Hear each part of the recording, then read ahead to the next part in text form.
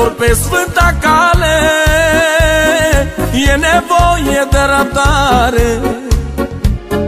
Frații mei, pe sfânta cale, e nevoie de răbdare.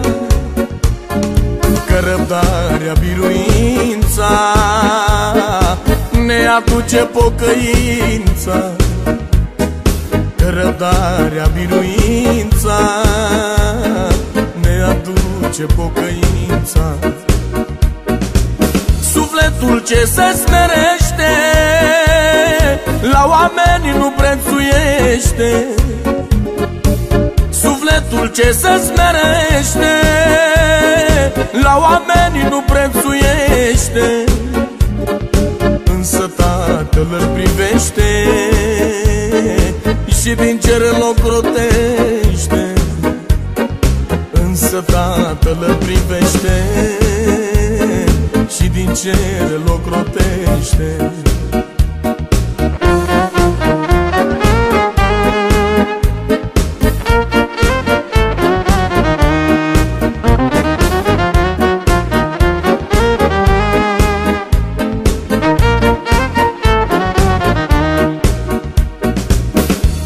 Tău frate lovește sau când te disprețuiește, când al tău frate lovește sau de rău când te vorbește, du-te răbdător la cruce, căci pacea îți aduce.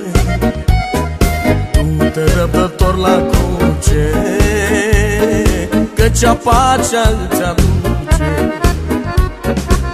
Mâna ce-a fost prinsă în cuie, te atinge, te mângâie.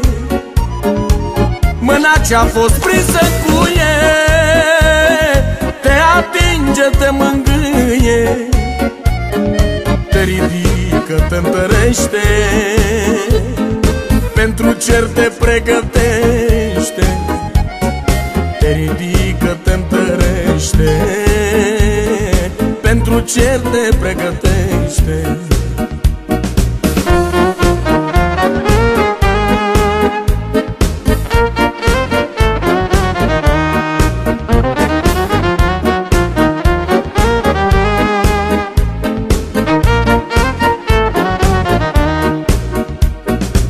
Loviturile primite în cer fi vor răsplătite.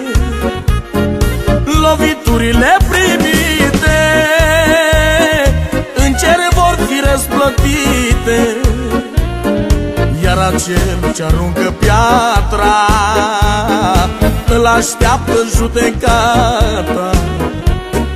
Pe cel ce aruncă piatra, îl așteaptă judecata.